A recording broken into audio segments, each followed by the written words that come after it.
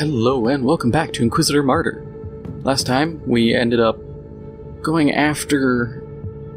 it was a camp of what was thought to be psychers, only to find out that the Arbeits unit going after them was under attack by a rogue group of Imperial Guardsmen, which it turns out were actually led by a very zealous man manipulated into attacking the Arbeits unit. So this is all one big scheme of manipulation, which is really giving me major Alpha Legion vibes. But let's see where we go now.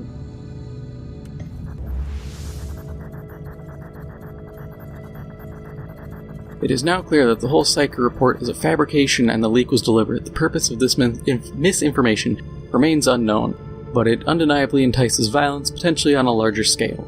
It is highly likely that there is a sinister plan at work, which means we have to act immediately. The question is how to gain intel on an enemy with such an advantage. Okay, so all these actions have the same unknown results. Arrest all suspects, and that's a lot of people to potentially arrest. Leak information about a fictional heretic whistleblower and his whereabouts to try and lure out the conspirators.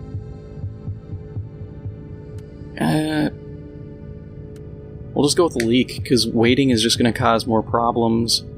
It's just going to result in more violence, but if we can maybe trick them into outing themselves, that would be useful.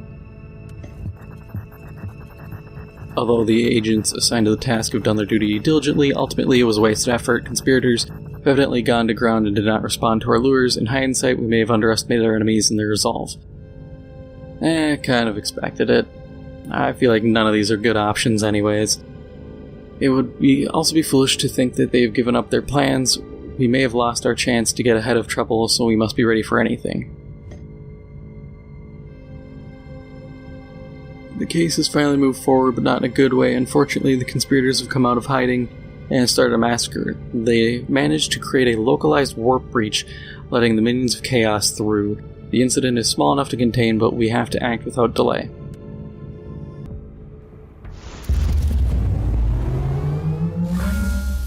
Agents of the ruinous powers created warp rifts in the area.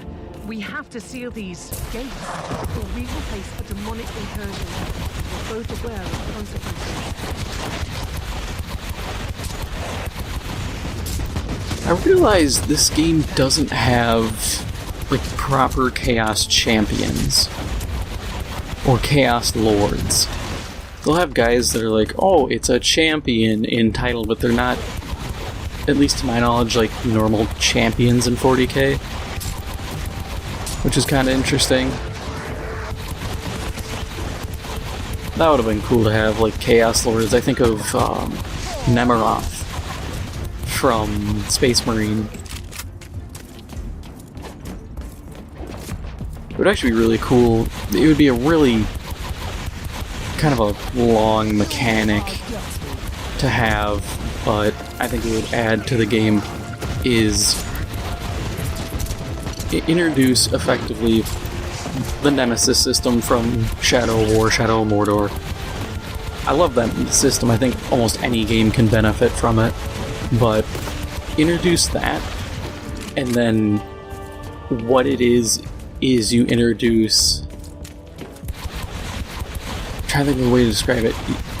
You have like a leader of a warband. So you create chaos characters who, if you ignore missions involving them and their randomly generated warband, they gain power up to a certain point.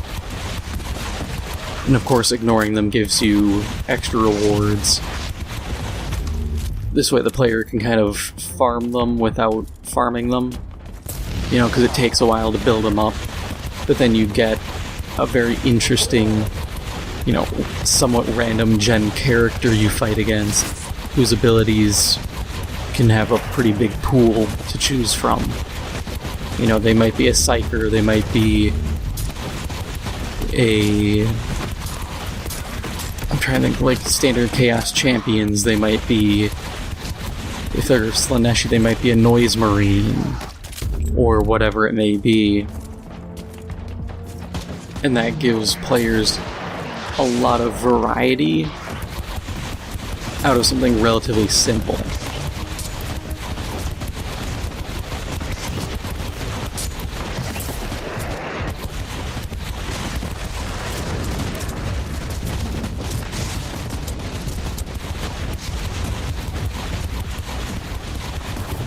I just think it'd be neat. Plus, like I said, we don't have Chaos Lords or anything like that, which kind of bums me. The gate is closing, but reality is still bleeding into the wall. We also don't have, like, we have the Greater Chaos Beast, but we don't have any of the other Chaos Demons. I mean, even Chaos Bane did that. You had Great Unclean One, you had Bloodthirster, you had the Keeper of Secrets, Changer of Ways, all of those. Reloading. And that could be something too, is like have those be the top, like a top tier boss to fight. That would be really fun, actually.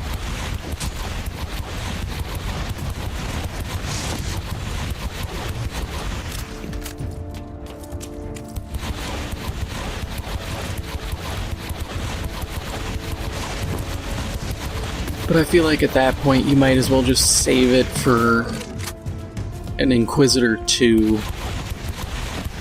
which actually kind of somewhat segues into my next thing. First off, I've been playing Necromunda Hired Gun. If you haven't watched it, you should check it out. It's pretty good. But on top of that, what do you think of making it would be essentially Inquisitor, but first person. You know, you blend the combat of Hired Gun in what I like to call that style is Diablo, because you have the loot grinding of a ARPG like this, like Diablo, but you have the mobility and combat system of Doom. You know, no sprinting, just full-bore movement, glory kills, and executions. The skill system from this, the more I think about it, would actually benefit really well. Because, you know, there's that whole skill tree that's just glory kill, or not glory kills, executions. You know, actually, I'm going to take a second and look at that. Because if you look at it, so you have, like, execution. Okay. Damage done to enemies is reduced, or damage done by enemies is reduced for a few seconds after an execution. Damage bonuses. There's a resource gain, HP gain. You have, you know, heat attacks, damage over time, single DPS, ranged, melee. All of this stuff could easily be introduced as a skill set. Or just how it is here, where you get skill points, you put them in, you do your build. I think a 40k full-bore Diablo would work really well.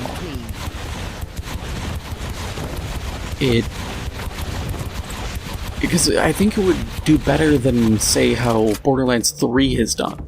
As much as I love Borderlands as a franchise, played all of them, 100%ed them, you know, they're some of my favorite games, but 3 was just missing something. I don't know what, but compared to 1 and 2, it was just missing something. I think it might just be kind of burnout. That very much could be the possible answer. Is I've just been burned out of Borderlands. They've tried too hard with the comedy. The villains were just, they weren't even villains to the point where I'm like, oh, I don't like these bad guys because they're bad guys. I just loathed encountering them and listening to them.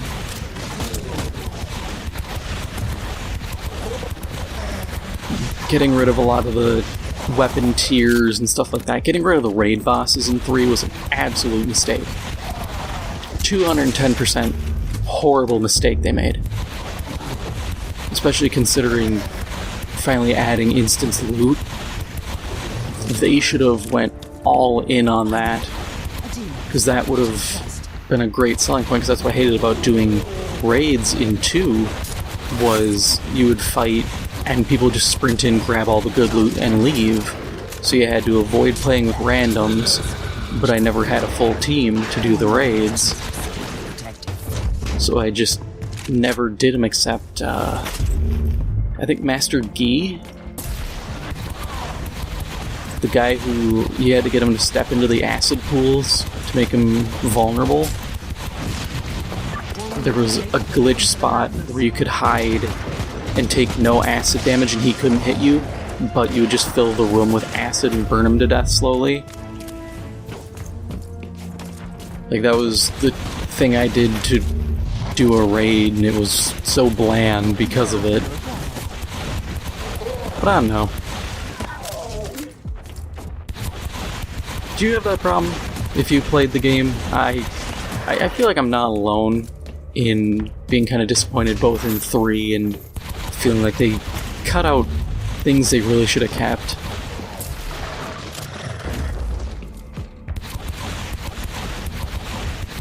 But I don't know, maybe it's just me. Death is a journey. Man, I really want to play Space Marine now that I'm thinking about, like, Nemiroth. He was an interesting villain. Not the greatest written villain, but I mean, it's 40K. Well-written villains aren't really a thing all too much. The only villain I think that is really well-written, I would say Fabius Bile is well-written, especially in his book where he clones, oh my god, I'm trying to think what his name is.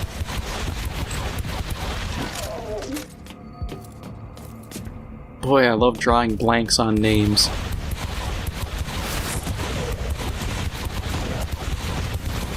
Fulgrim, that's what his name is. The book where he clones Fulgrim and everything coming from that.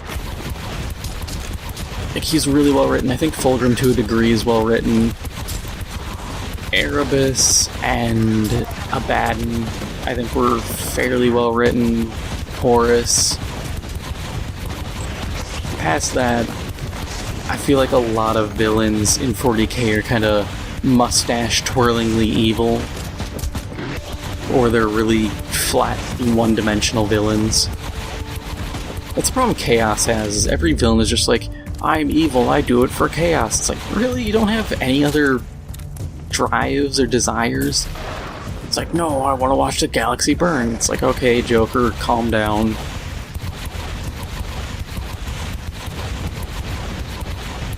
I would rather have, you know, a Chaos Space Marine who's like, yeah, my entire chapter was sentenced to a penitence crusade into the Eye of Terror when we did nothing wrong. We were falsely accused and sent in, and most of us died. And while I am warped by the warp, my mind is still together enough to know that while I don't support the Chaos Gods, neither do I support the Empire. And that's why I attack these guys, because they wronged me. That would be an interesting villain where it's like, okay, I have sympathy for you. Your motives are believable. Loading. You aren't just angry McRedface man.